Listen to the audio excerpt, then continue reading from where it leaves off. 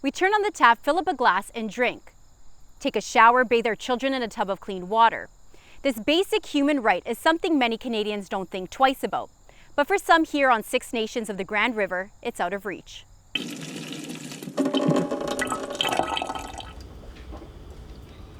Tastes good. What you witnessed was Beverly Markle drinking water directly from the tap for the first time in her life. Beverly lives in 6 Nations of the Grand River, a reserve not far from Toronto and only a half-hour drive from Hamilton, Ontario.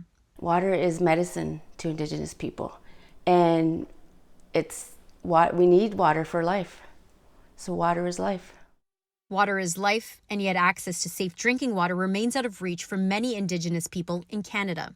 More than a year past the deadline the federal government set for itself to address all long-term drinking water advisories on reserves, 31 advisories remain in 27 communities.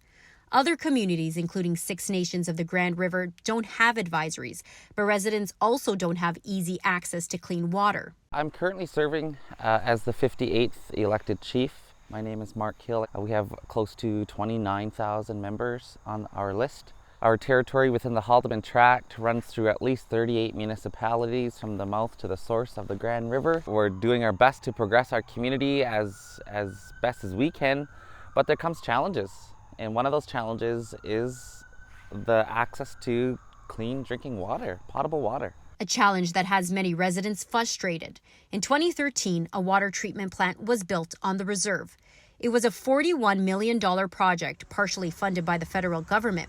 The chief says the reserve contributed $16 million. Today, the plant only serves about 17% of local households, 508 homes out of 3,069. And so this is their cistern, and then that runs into your house. Yes, so you can see the outline of how big it is. Much of the community stores water in cisterns, underground containers that can be filled with water that's trucked in, and other residents receive their water from wells. Both sources are open to contamination, so those residents buy bottled drinking water.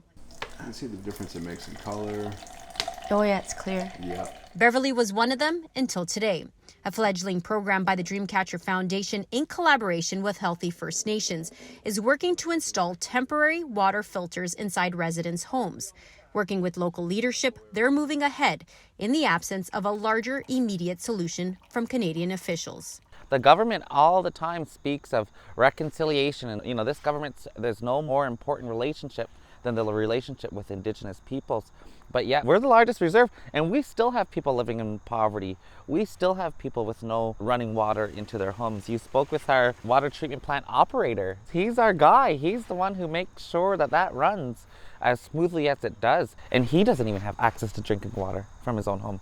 Over the coming days, CityNews will be talking to community leaders and residents about their efforts to get everyone access to clean drinking water and why this issue is proving so hard to solve Canada-wide.